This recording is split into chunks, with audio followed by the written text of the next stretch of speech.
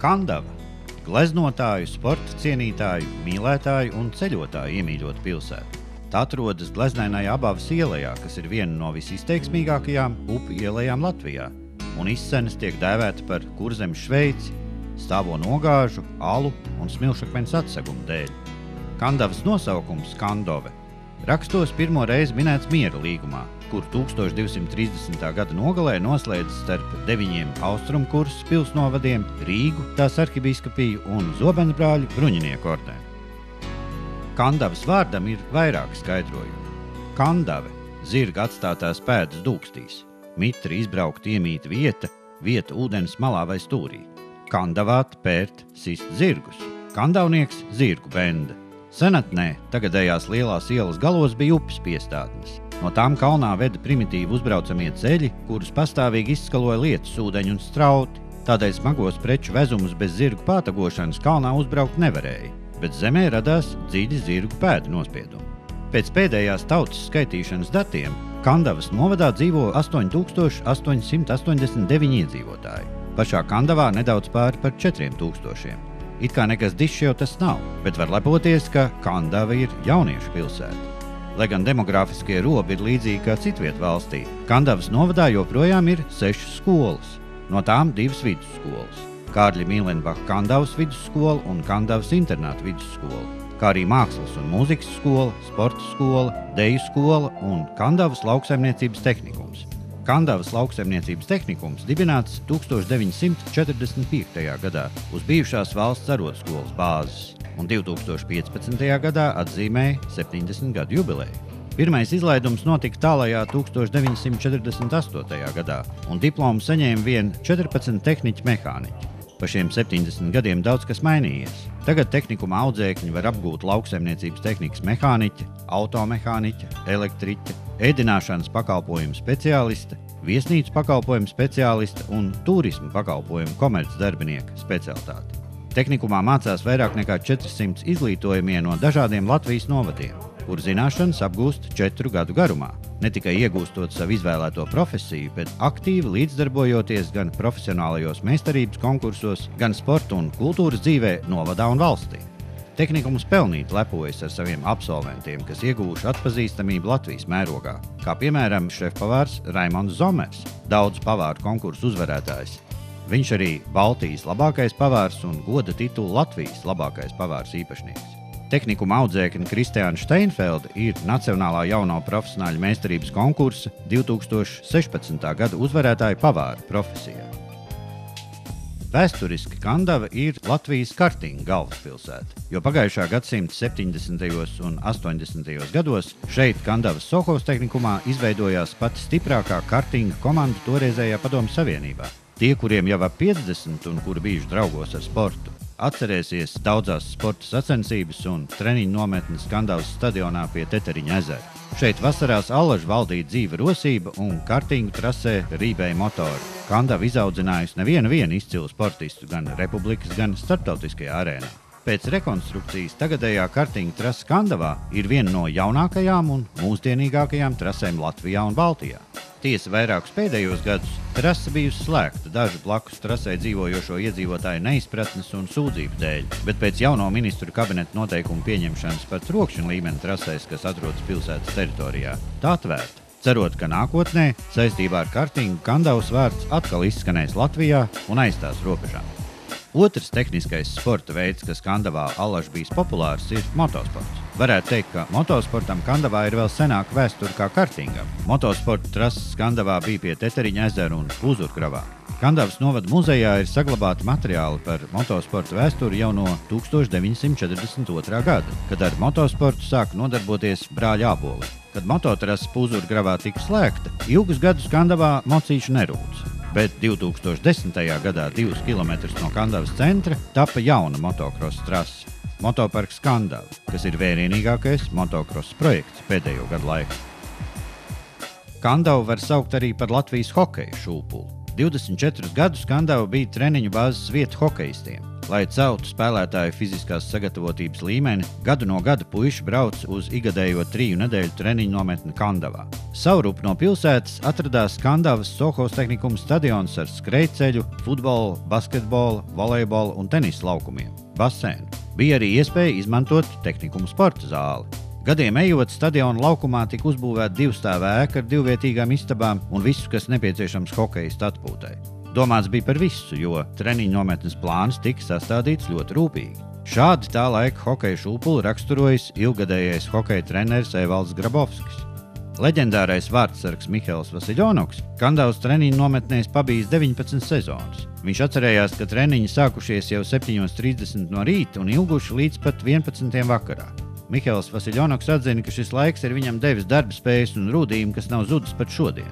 Kandavnieki ik vasaru pilsētas stadionā redzēja mirkstam sviedros Mihailu Vasiljonoku, Sergeju Žoltoku, Artūru Irbi un citus hokejistus, kuru snieguma vairums fanu vēroja vien televizoru ekrānos. Kandavnieki ne tikai braukuši ar kartingu un mocīšiem, bet arī aktīvi dzenājuši bumbu un vēl aktīvāk metuši to grozā, precīzāk izsakoties spēlējuši basketbolu. Basketbols vienmēr bijis kandavnieku uzmanības centrā. Jaunie basketbolisti ar labiem panākumiem startē dažādu mērogu sacensībās, un basketbolam Kandavā un īpaši Kandavas novada bērnu un jaunatnes sporta skolā ir nozīmīga vieta. Sporta skolas basketbola nodaļas audzēkņi piedalās VEF Latvijas jaunatnes basketbola līgas čempionātā 5 vecuma grupās. U14 zēnu komandu, kur trenē Ivars Bambis, piedalās arī Baltijas jaunatnes basketbola līgā.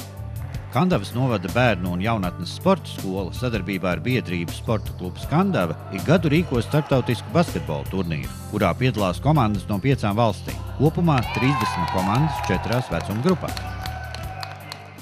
Kandavnieki spēja palīdzēt arī tiem, kam dzīvē klājas grūti. Kandavas novads joprojām ir vienīgais, no kura ārpus aprūpes institūcijās nav atdots neviens bez vecāku gādības palikušais bērns. Pirmās audžu ģimenes Kandavas novadā 2005. gadā izveidojās Zantes pagastā. Un atskatoties uz šīs kustības 10 gadi, ar lepnumu var teikt, ka pašlaik Kandavas novadā ir gandrīz 70 ģimenes, kuras sirds siltuma un mīlestības pietiek arī audžu bērniem. Kandavas pilsēta ģeogrāfiski atrodas Kurzemes viducī, 100 km no Ventspils un Rīgas un pat 30 km no blakus novadu centriem Talsiem un Tuklu. Tepat netālu arī Kuldīgi, vēl viena skaista Kurzemes pilsēta. Kandava izvietojusies starp daudziem pakalniem. Īsti gan nav saskaitīts, cik to ir. 9 pakalnus jau sev paņēmuši Talsi, bet varam paskaitīt, cik sanāks Kandavai. Kuršu jeb Senču pilskalns, Vējspārns, Bruņinieku pilskalns, Skolas kalns, Mākslas skolas kalns, Baznīcas kalns, Mēra kalniņš, Ozola kalns, Kāruma kalns, Čīmas kalns, Puzura kalns. 11. Skat, cik daudz sanāca. Pats vecpilsētas centrs gan starp pakalniem ielējā paslēpies. Kandava starp 11 pakalniem. Kādreiz Kandavas ieliņas klāja bruģis, tagad tas saglabājies vairs tikai dažās ielās. Tomēr savdabīgo romantiku un senatnes elpu var just visā pilsētā. Dažus gadus atpakaļ tika iegūta vēl viena romantikas apdvesta vieta – vecpilsētas promenāde. Tā izveidota pašā pilsētas centrā. Promenāde caurvīs trauc, kuru daļo akmeņainas malas un 7 tiltiņi, kas aicina jaunlaulātos. 7 tilti viena vieta Latvijā ir tikai Kandavā. Teritorijā ir arī 2 bērniem domāti spēļu laukumi ar dažādām šūpolēm un citādām aktīvās atpūtas vietām. Vairākās promenādes vietās garām gājēju acis priecē neoficiālais Kandavas simbols ozolzīle, kas bieži pilsētas viesu atmiņai paliek iemūžināts fotoattēlos. Kandavnieki allaži piedomājuši pie savu pilsētas tēla un centušies saglabāt tās savdabīgo šarmu. Kā pirmās centra ieliņās parādījās senlaicīgās laternas, tad dažādi apskates objekti. Livonijas pils makets parkā pie Bruņinieku pilskalna, Zīļuks, Bruņinieks pie Pulvertorņa, Zīļuks laivotājs pie Abavas tilta. Arī pats tilts ir ievērības cienīgs, jo ir vecākais akmens mūra tilts Latvijā. 2013. gadā novada svētkos tika atzīmēta tilta 140 gadu jubileja. Pie Abavas vecupes teiku par zelta zivu vārda Abava savdabīgi izstāsta telnieka Ojāra Feldberga veidotais vidas mākslas objekts Atvars, jeb akmens zivs. Promenādē katrs var iemūžināt sev bildēs pie Zīļu vīriņa, Ozolzīles veidolā, bet Bruņinieku pilskalna pakājē kandavniekus un viesus sveicina jautrais kuilītis, kam asta vienmēr gradzenā, un kuram vienaldzīgi garām nepaiet neviens pilsētas viesis. Pašiem kandavniekiem vēl nav aizmirsies, cik karstas bija cīņas, līdz Kuilīts kļuva par vienu no novada ģerboņu simboliem. Bet tagad tas kļuvis iemīļots gan vietējiem, gan pilsētas viesiem. Kandavas vārds plašākai auditorijai saistās arī ar rosīgu kultūras dzīvi. Novadā ir 6 kultūras nami, kas vairākas reizes mēnesī iedzīvotājus aicina gan uz koncertiem, gan teātra izrādēm, gan citu veidu kopā sanākšanām. Jau vairāk nekā 10 gadus Latvijas mērogā izskanējuši Ziemassvētki Kandavā. Pasākumu dažādās pilsētas vietās visas dienas garumā parasti notiek otrajos Ziemassvētkos. Tirgošanās, atrakcijas un spēles lieliem un maziem, koncerti, izstādes, radošās darbnīcas. Kā viens no centrālajiem notikumiem katru gadu ir novada svētki Lustīga dzīvošana 3 dienu garumā. Katru gadu mainās vienīgi svētku devīzes. Piemēram, 2014. gadā tā bija Citāda Kandava, 2015. gadā Nāc un esi savējais. Pirmie Kandavas svētki tika svinēti 1981. gada 18. jūlijā. Jau toreiz, tāpat kā tagad, svētku kulminācija bija krāšņais gājiens cauri pilsētai uz Brīvdabas estrādu Ozolāju, kas bija pārpildīta līdz pēdējai sēdvietai. Skatītāji sēdēja gan uz trepītēm, gan Ozolāju piekalnēs. Svētkos piedalījās vairāk Kurzemes pašdarbības kolektīvu un noslēguma koncertu dalībnieku un klausītāju skaits bija mērams tūkstošos. Šajā gadā iedibinātā tradīcija vērienīgi atzīmēt Kandavas svētkus ir saglabājusies. Pēdējos gados Kandavas novads savus svētkus svin maija nogalē.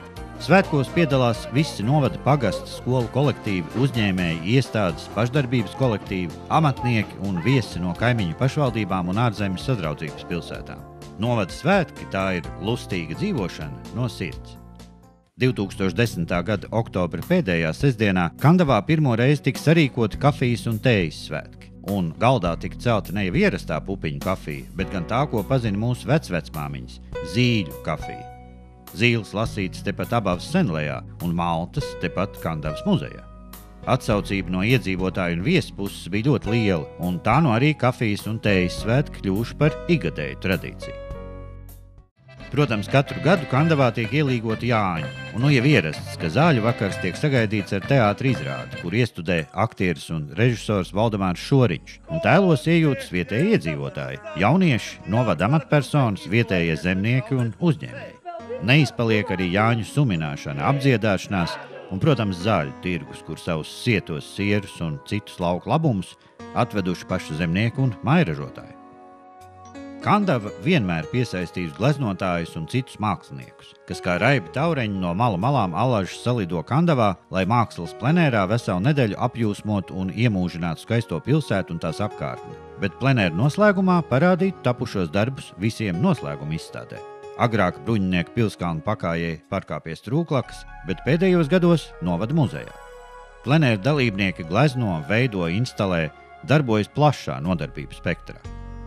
Katru gadu Kandava iegūst kādu interesantu mākslas objektu, kā grafitī apgleznotā siena pie autoostas, grafitī teika par vēlnu uz nama sienas lielajā ielā, instalācija zem laimīgās zvaigznes pie novada muzeja un mozaīkas siena lielajā ielā. Mācību gada nobeigumā zaļajās praksēs iziet arī mazie mākslinieki, Kandavas mākslas skolas audzēkņi. Kandavas kultūras namā jau 19. sezonu darbojas izstāžu zāle Vējspārns, bet novada muzejā mākslas galerija, kur notiek regulāras izstādes un tikšanās ar māksliniekiem. Kandavas kultūras namā vēsturiskais savijies ar mūsdienīgo, jo tas celts kā sadraudzīgās biedrības nams 1909. gadā, bet restaurāciju piedzīvojas 1989. gadā. Griestu skāpenes un citus koka darbus veids tepat Kandavas radio rūpnīcas galdniecībā. Koks nācis no Karēlijas. Mūsdienās kultūras nams kļuvis par mājvietu Kandavas deju skolai, jauktajam korim Kandava, senioru vokālajam ansamblim Vīgriezes, deju kolektīvam Ozolāji un senioru deju kolektīvam Kandavnieks. Seno ozolu audzes ieskauta ikvienu sagaida Brīvdabas estrāde Ozolāji, kas jau vēsturiski bijusi populāra pasākumu rīkošanas vieta.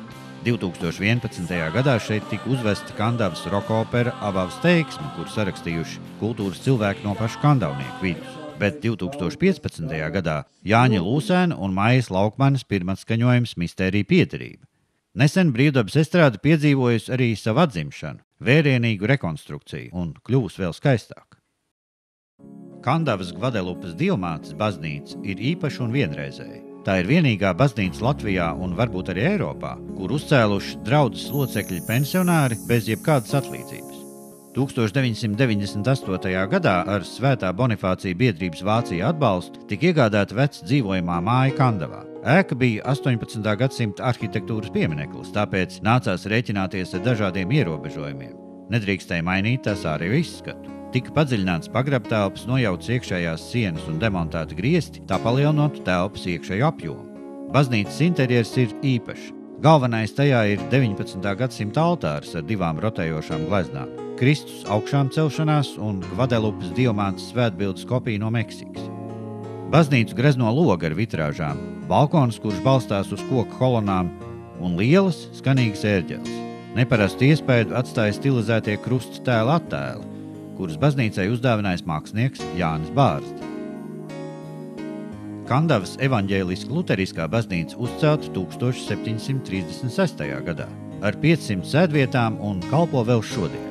Baznīcas torņa smaile likta 1889. gadā kā baznīcas patrona atzinības zīme ilgadējam mācītājam Hansam Friedriham Bernevicam.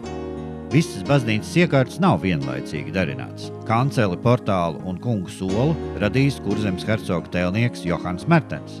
Altāra gleznu Kristus pie krusta gleznojas Dresdenes Mākslas akadēmijas profesors Kristiāns Arnolds, un tā iesvētīta 1855. gada 4. septembrī.